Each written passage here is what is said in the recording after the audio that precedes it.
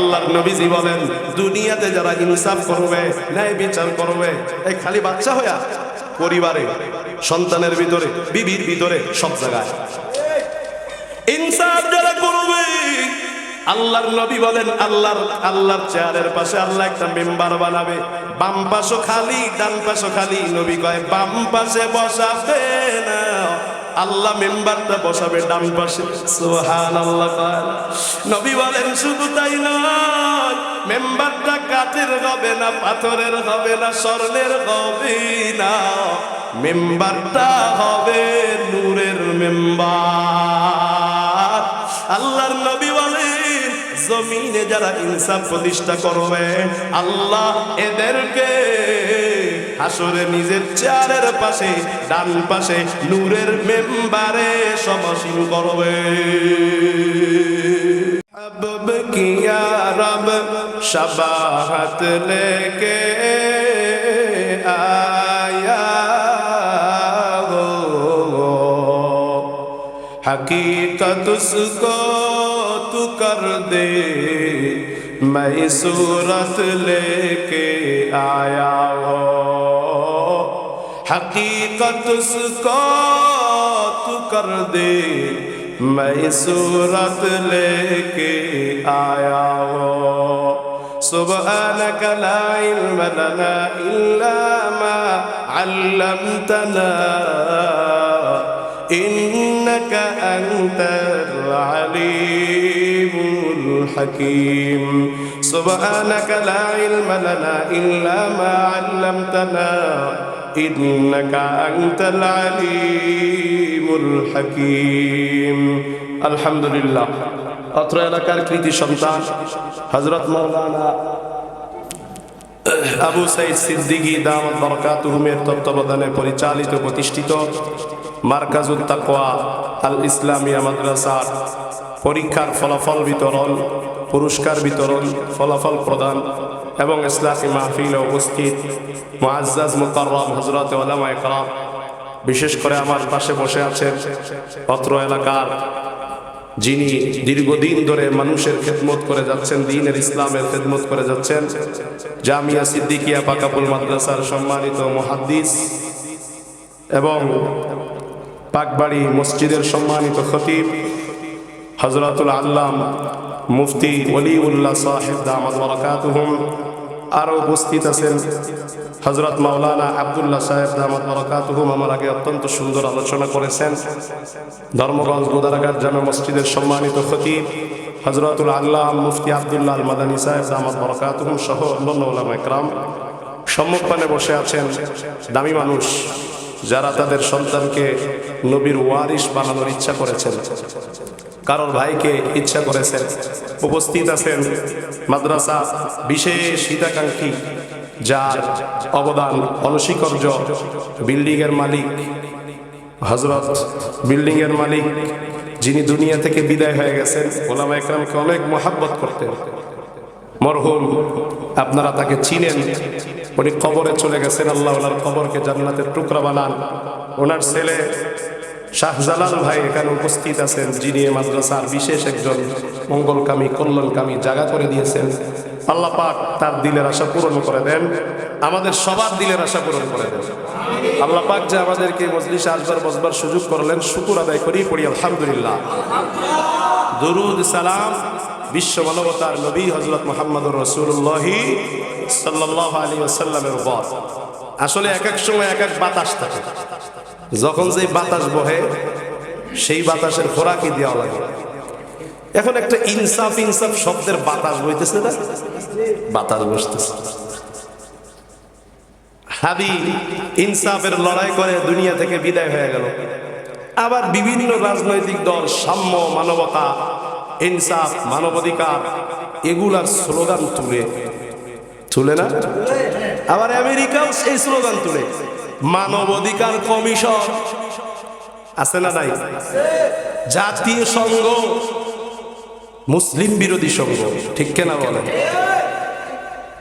সবাই তো ইনসাফের, সবাই তো মানবতার, সবাই তো সাম্য, সবাই তো মানবাধিকারের বুলি ঝরে কিন্তু এই পৃথিবীর ইতিহাস সাক্ষ্য দেয়, পৃথিবীর জন্মলগ্ন থেকে অদ্যাবধি পর্যন্ত এই পৃথিবীর জমিনে যিনি মানবতা প্রতিষ্ঠা করেছেন, ইনসাফ প্রতিষ্ঠা করেছেন, সাম্য প্রতিষ্ঠা করেছেন, মানব অধিকার প্রতিষ্ঠা করেছেন, তার নাম মুহাম্মদুর রাসূলুল্লাহ সাল্লাল্লাহু আলাইহি ওয়াসাল্লাম। এমন ন্যায় বিচার, এমন সুবিচার, এমন ইনসাফ নিজে প্রতিষ্ঠা করেছেন না নয়, এমন ছাত্র বানিয়েছেন যিনি, যার ছাত্র হযরতে ফারুক আযম ওমর ফারুক যখন দেশ পরিচালনা করেছেন তখন বাঘ আর বকরি এক ঘাটলায় পানি খেত, বাঘের সাহস হতো না বকরির গায়ে আঘাত করবে বলে। সেই ওমর যাদের নেতা, সেই মুহাম্মদুর রাসূলুল্লাহ যাদের নবী, তাদের আমেরিকা থেকে মানবাধিকার কমিশন ভাড়া করা লাগে না, খয়রাত করা লাগে না, ঠিক কেন যারা বলেন? বিভিন্ন দলের কাছ থেকে আমাদের মানবতার সবক নেওয়া লাগবে না, সাম্যের সবক নেওয়া লাগবে না। কোরআনের মধ্যে ইনসাফের বয়ান আছে, ইসলামে ইনসাফ আছে, ইনসাফের ভিতরে ইসলাম না। কথা বুঝাইতে পারি না? ইনসাফ ইসলামের একটা কাজ, শুধু ইনসাফের ভিতরে ইসলাম, বাইরে আর কিছু নাই। বিষয়টা এমন। আমার ভাই ওসমান হাদিও শাহাদাত বরণ করেছে ইনসাফের লড়াইয়ে, আর এখনো অনেক দল ইনসাফের কথা বলে। ওসমান হাদির ইনসাফের লড়াই, আর এখন যারা লড়াই করার নাম দিয়ে ইনসাফের বুলি ঝরায়া মানুষের কাছে প্রিয় হতে চায়, এই দুই ইনসাফ এক না। কথা ঠিক না বে ঠিক? আমরা আমাদের ইনসাফ শিখবো কার থেকে? যেহেতু সবাই ইনসাফের সবক দিচ্ছে, সেহেতু আমাদের উচিত নবীর ইনসাফের সবকটা জানা দরকার। প্রতিদিন নবীজির সিরাত নিয়ে আমাদের এক পৃষ্ঠা করে পড়া দরকার, তাহলে নবী সম্পর্কে জানতে পারবো। না জানলে নবীকে মহব্বত করতে পারবো না।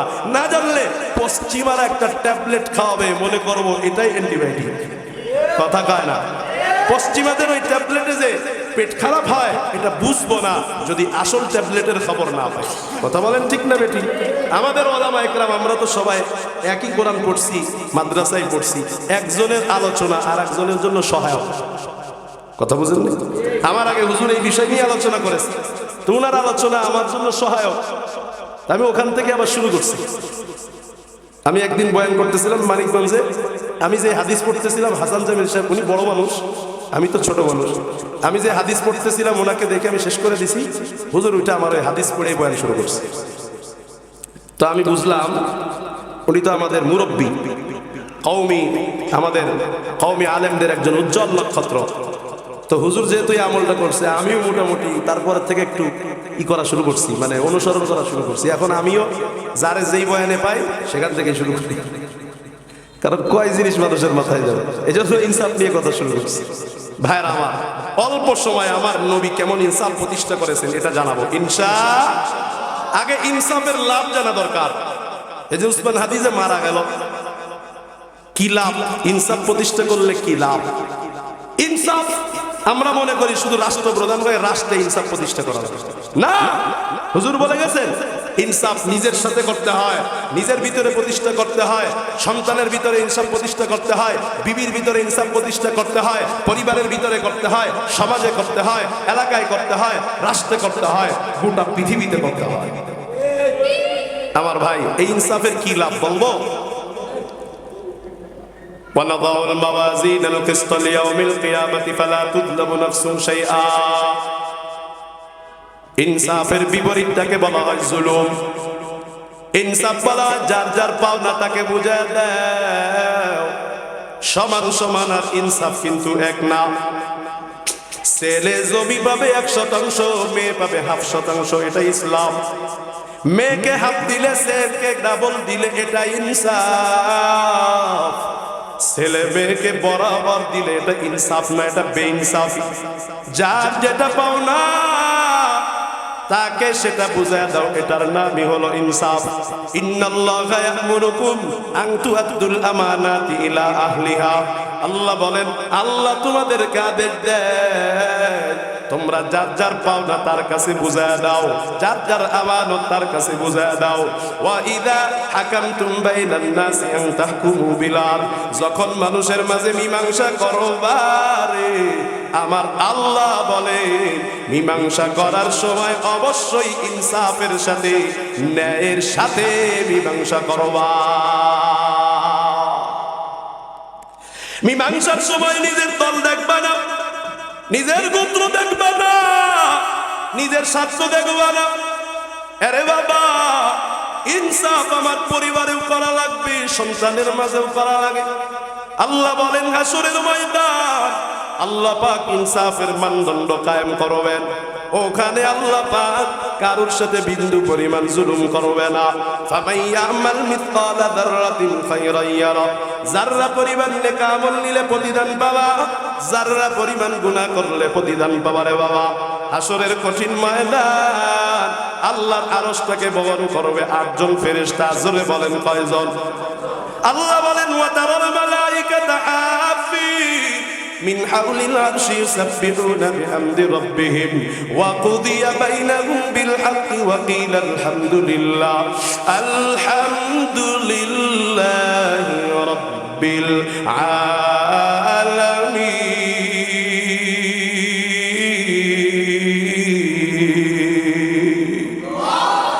আল্লাহ বলেন তোমরা তাকায় দেখবা, আল্লাহ চতুর্দিক দিয়ে ফেরেশতা ময়দানে হাসরে থাকবে। এরা শুধু আল্লাহর প্রশংসা করবে যে আল্লাহ আজকে ন্যায় বিচার করবে, বেইনসাফি করবে না। আর বলবে জগতের মালিক আল্লাহর জন্যই, বিশ্ব জগতের মালিকের জন্যই সব প্রশংসা। আরে বাবা, তার মানে বোঝা গেল আল্লাহ ইনসাফ আখিরাতে প্রতিষ্ঠা করবেন। আর এই জমিনে ইনসাফ প্রতিষ্ঠার দায়িত্ব আল্লাহ আমাদেরকে দিয়েছেন। আল্লাহু আকবার বলেন। হাসরে কে করবে? আল্লাহ। দুনিয়ায় কে করবে? আমাদেরকে করার দায়িত্ব আল্লাহ দিয়েছে।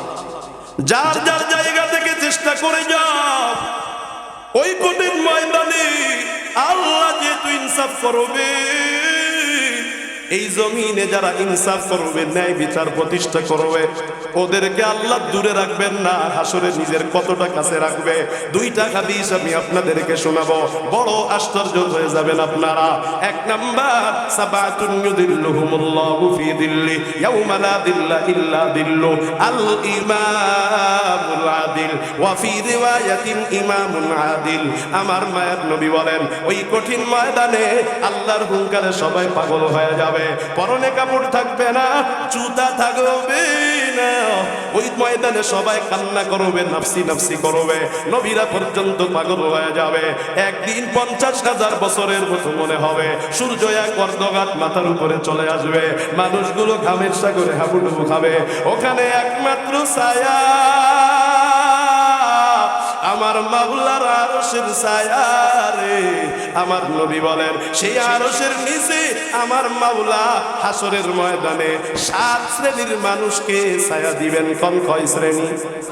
কয় শ্রেণী?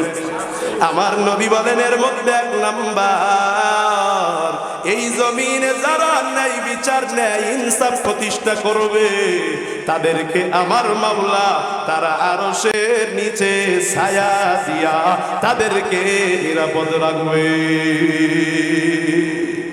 এখানে বলা হয়েছে ন্যায় বিচারক বাদশা। এখন বলেন শুধুমাত্র ন্যায় বিচারক বাদশার কি আরশের নিচে ছায়া দরকার, না আমার আপনারও দরকার? সবার দরকার না? তাইলে যদি শুধু ন্যায় বিচারক বাদশারে আল্লাহ এটা দেয়, তাহলে আমাদের বিপদ। এই জন্য ব্যাখ্যাকারী হাদিসে তাকরীর করে নবী বলেন যে শুধু ন্যায় বিচারক বাদশা না, এটার দ্বারা বোঝানো হয়েছে যার যেখানে যতটুকু ক্ষমতা আছে। কথা বুঝে নাই? কথা বুঝে নাই? হযরত মাওলানা আবু সাইদ সিদ্দিকী সাহেবের ক্ষমতা আছে মারকাজুত তাকওয়া মাদ্রাসার ভিতরে। কথা কয় না? সে মারকাজুত তাকওয়া মাদ্রাসার ভিতরে ইনসাফ প্রতিষ্ঠা করলে সে আরশের নিচে ছায়া পাবে। আপনার ক্ষমতা আছে আপনার ছেলে মেয়ের বিবির মাঝে, আপনি ওখানে ইনসাফ প্রতিষ্ঠা করলে আপনি আরশের নিচে ছায়া পাবেন। শাহজালালের ক্ষমতা আছে বিল্ডিং এ যারা আছে ভাড়াটিয়া, যারা এখানে সবার ভিতরে ইনসাফ করা, উনি এই বিল্ডিং এ ইনসাফ করবে, তো উনি ওই ন্যায় বিচারক বাদশার সাথেই নবীজির আল্লাহ পাকের আরশের নিচে ছায়া হবেন। যেই মাতবরের এলাকায় ক্ষমতা আছে ও তার সমাজে মাতবরিতে ইনসাফ করবে, তো ন্যায় বিচারক বাদশার সাথে, ওমরের সাথে, হযরত ওমরের সাথে আল্লাহর আরশের নিচে ওমরের পাশে বসে থাকবে। আল্লাহু আকবার বলেন, আল্লাহু আকবার। কারণ এটাও নাই শুধু বিবি আছে তো বিবির সাথে ইনসাফ করবে, তো হযরত ওমরের সাথে আল্লাহর আরশের নিচে বসবে। আল্লাহু আকবার। এক কথায় যার যেখানে যতটুকু ক্ষমতা আছে ওই গণ্ডির ভিতরেই কি করো, ন্যায় করো, ইনসাফ করো, বেইনসাফি করবা না। যার পাওনা তাকে ততটুকু বুঝাইয়া দিবা, বেশিও দিবা না, কমও দিবা না। এটার নাম ইনসাফ। কথা বুঝেন নাই? রাগ করতেছেন? বুঝতেছেন আমার কথা? কয়েকটা হাদিস বলে আমি শেষ করবো, বেশি রাত করা যাবে না। এবার আর একটা আশ্চর্যজনক হাদিস শুনে দিই আপনাদের। এই আপনারা তো এই হাদিস সবাই জানে, হাফেজ আলেমের বাবা আমাকে আল্লাহ নূরের মুকুট পরাবে, ঠিক না বেটি? এই হাদিস শুনেই তো ছেলেরে মাদ্রাসায় দিয়েছেন। কে কে হাদিস শুনে মাদ্রাসায় দিয়েছেন এটা মনে করে হাত তুলেন তো। মাশাআল্লাহ, মাশাআল্লাহ। আমরা এই হাদিস জানাই কি করি, মাদ্রাসায় দিই। আসলে কিন্তু আল্লাহ পড়াবে।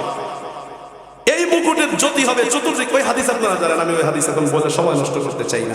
আমার হাদিসটা শুনেন। قال النبي صلى الله عليه وسلم المقسطون عند الله يوم القيامة على منابر من نور।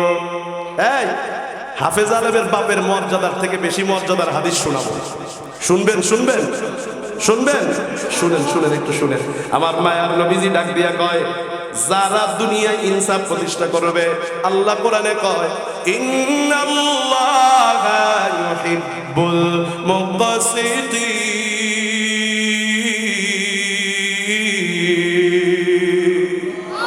আল্লাহ বলেন, আল্লাহ ইনসাফকারীকে, ন্যায় বিচার প্রতিষ্ঠাকারীকে বড় মহব্বত করে, পছন্দ করে।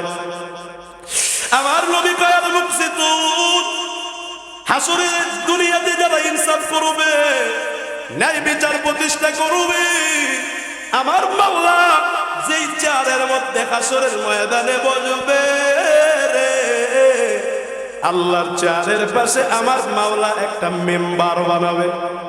কি বানাবে? এই মিয়ারা, চেয়ার বানায় বসার জন্য, মেম্বার বানায় সম্মানের জন্য। মেম্বারের তাক কয়েকটা, চেয়ারের তাক ওয়ান পিস। কথা বুঝে নাই? চেয়ারে আপনিও বসতে পারবেন, অনেকে বসতে পারবে, মেম্বারে খতিব ছাড়া বসার সাহস নেই। কথা বলেন, আপনারা কি মেম্বারে বসার সাহস করতে পারবেন? এটা খতিবের স্থান, মর্যাদাবান জায়গা, এটা মেম্বার। দেখলেই আমরা সম্মান করি, ঠিক না বেটি? আল্লাহর নবীজি বলেন, দুনিয়াতে যারা ইনসাফ করবে, ন্যায় বিচার করবে, এই খালি বাচ্চা হইয়া পরিবারে, সন্তানের ভিতরে, বিবির ভিতরে, সব জায়গায় ইনসাফ যারা করবে, আল্লাহর নবী বলেন আল্লাহর চেয়ারের পাশে আল্লাহ একটা মেম্বার বানাবে। বাম পাশও খালি, ডান পাশও খালি। নবী কয় বাম পাশে বসাবে না, আল্লাহ মেম্বারটা বসাবে ডান পাশে। সুবহানাল্লাহ। নবী বলেন শুধু তাই নয়, মেম্বারটা কাঠের হবে না, পাথরের হবে না, স্বর্ণের হবে না, মেম্বারটা হবে নূরের মেম্বার। আল্লাহর নবী বলেন, জমিনে যারা ইনসাফ প্রতিষ্ঠা করবে, আল্লাহ এদেরকে হাসরে নিজের চেয়ারের পাশে, ডান পাশে নূরের মেম্বারে সমাসীন করবে। এবার বলেন তো দেখি, ওই হাফেজ আলেমের বাবা মার থেকে মর্যাদা বেশি না কম? যদিও তুলনা করা সম্ভব না, কিন্তু সবাই তো আল্লাহর দিকে ঘোরা থাকবে। ইনসাফকাররা এরকম বান্দার দিকে ঘোরা থাকবে। ওই ইনসাফ আমার নবী সব জায়গায় প্রতিষ্ঠা করেছে। সব জায়গায় প্রতিষ্ঠা করা কয়েকটা হাদিস, এক এক জায়গার এক একটা হাদিস দিয়ে শেষ করব।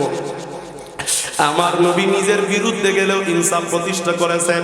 আমরা তো ইনসাফের কথা বলি, নিজের বিরুদ্ধে চলে গেলে কয় না না, আমার বিরুদ্ধে যায়, এখানে ন্যায় বিচার করা যাবে না, সত্য কথা বলা যাবে না, কথা কয় না। আমার পরিবারের বিরুদ্ধে গেলে বলি না, এটা আমার পরিবারের বিরুদ্ধে যায়, হবে না হবে না। আমার বিবির বিরুদ্ধে গেলে ওই বিচারে আমি উল্টা করব। আমার গোষ্ঠীর বিরুদ্ধে বিচার গেলে ইনসাফ না রে। দলের বিরুদ্ধে গেলে তো কোনো কথাই নাই। সবাই মিলে চেষ্টা করবে আমার দলটাকে কেমনে বাঁচাবে, বদনাম যেন না হয়, আমার দলের জন্য বিচার না হয়। তাহলে এবার শুনুন, 4 জায়গায় নবীর ইনসাফের 4টা হাদিস বলে দিব আপনাদেরকে। 1 নাম্বার, নবী নিজের বিরুদ্ধে গেলেও ইনসাফ করছে। 2 নাম্বার, নিজের পরিবারের বিরুদ্ধে গেলেও ইনসাফ করছে। 3 নাম্বার, সমাজের মধ্যে নবী ইনসাফ করছে। 4 নাম্বার, দলের বিরুদ্ধে গেলেও রাষ্ট্রের মধ্যে নবীজি ইনসাফ প্রতিষ্ঠা করছে। তাহলে এবার শুনুন হাদিসটা। হাদ্দারা সুফুবা আসহাবিহি ইয়াউমা বাদরিন। আমার মায়ার নবী সাহাবায়ে কেরাম বর্ণনা করেন, নবী আমার বদরের যুদ্ধের ময়দানে কাফের মুসলমানদের কাতার সোজা করতেছে। ওয়া ফি ইয়াদিহি কিদুন, আমার নবীর হাতের মধ্যে একটা তীর। হুজুর লাঠি নিয়ে সোজা করে লাইন, কথা কয়।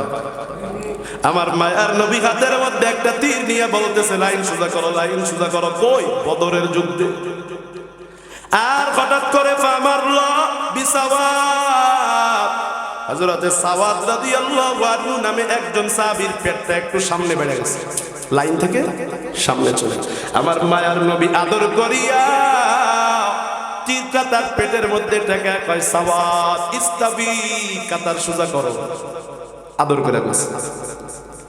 ফাতানা ফি বাতনিহি, হযরতে সাওয়াদের পেটে তীর দিয়া আঘাত করে না, সামান্য ফুটা মায়া লাগায় বলছে, সাওয়াদ কাতার সোজা করো, পিছনে যাও।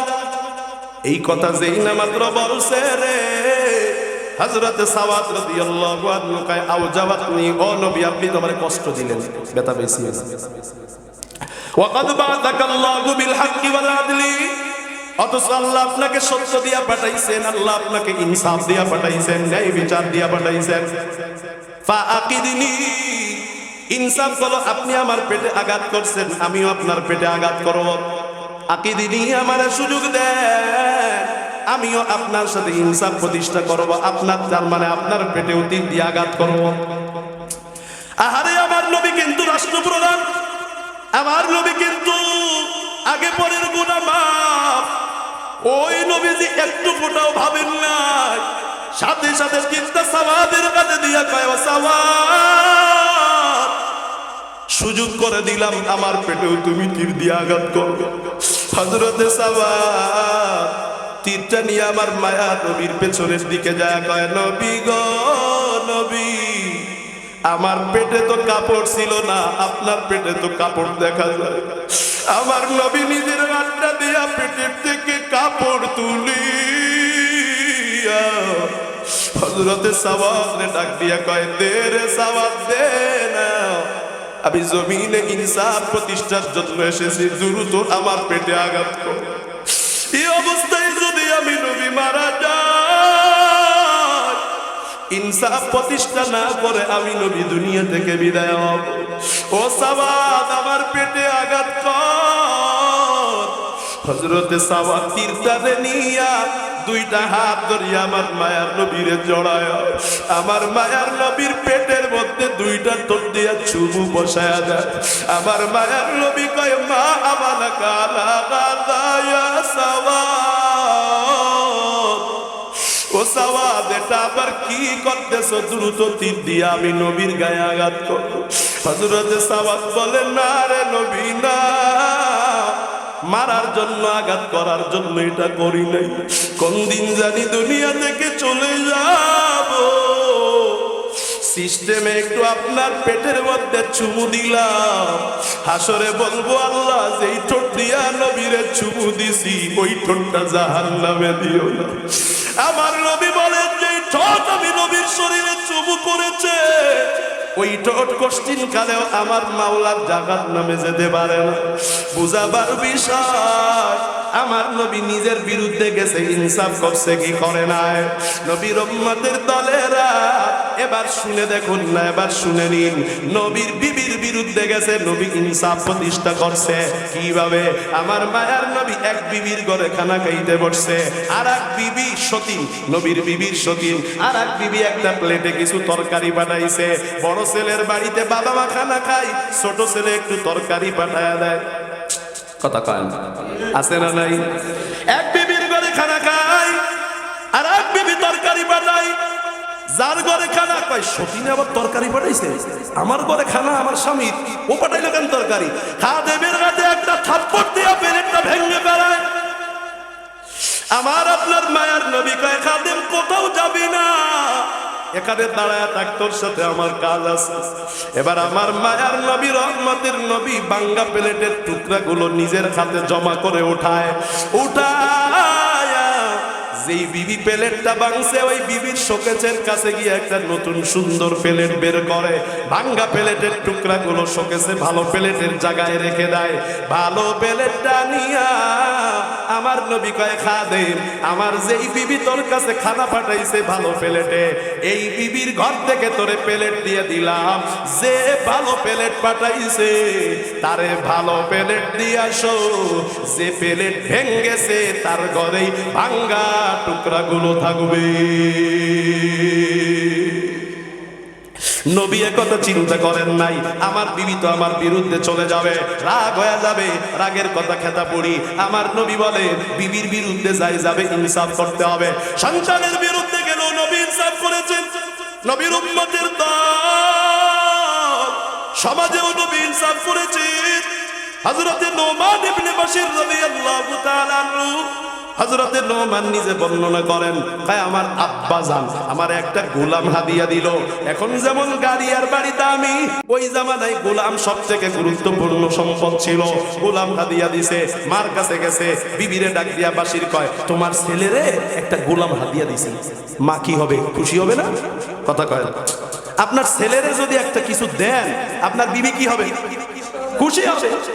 কিন্তু ওই নোমানের মা বলে নবী ও স্বামী, ঘটনাটা আমার নবীরে জানানোর আগে আমি খুশি হব না। আল্লাহু আকবার বলেন। হযরতে নোমান বলেন আমার হাত ধরে আমার বাবা নবীর কাছে নিয়ে গেল, গোলামটারেও নিয়ে গেল।